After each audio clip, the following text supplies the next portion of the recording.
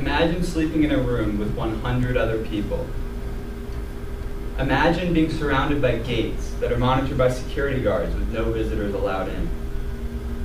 Imagine being lined up and drilled for hours on end in the searing heat.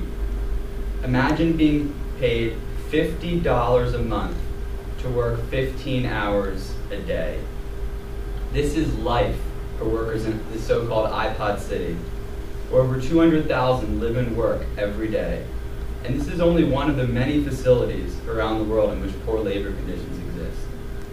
Women in El Salvador are paid only 29 cents for each $140 NBA jersey they make. In China, Walmart facilities pay workers just 13 cents an hour. Nike factory workers in Indonesia are paid only 10 cents a day, in addition to numerous other abuses, such as failing to provide adequate medical care for their employees. Sweatshops even exist in America, with an estimated 2/3 of garment operators in Los Angeles violating overtime laws and minimum wage laws. In addition, devastating budget cuts to the Reagan and Bush administration have left only 800 Department of Labor employees to monitor 6 million work sites in America.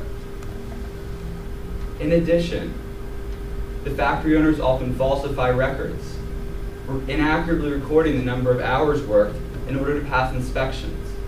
Clearly, something must be done to prevent this problem from escalating even further. But what can be done? The first step to improving worldwide labor conditions is corporate accountability. Because most American companies outsource the making of their products, it's easier for them to claim ignorance of labor conditions overseas. However, a garment law established in 1999 holds these retailers responsible for the labor conditions in their factories. But if we in America can't even regulate our domestic facilities, how can we be expected to monitor our factories overseas? The answer to this problem is to give more funding to the Department of Labor. 800 employees simply isn't enough.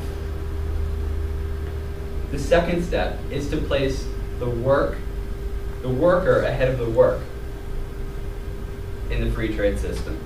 One of the main objections to sweatshops is the claim that workers make the choice to work there. Any job is better than no job. However, just because something is legal does not make it right.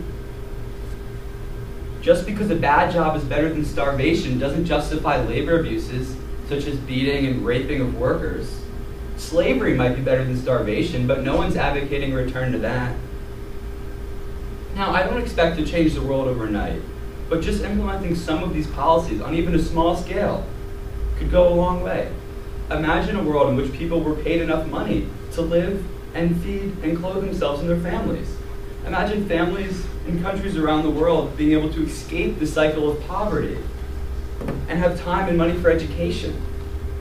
Imagine many more people being able to enjoy the luxuries and freedoms that we as Americans have grown so accustomed to. And it isn't hard to reach.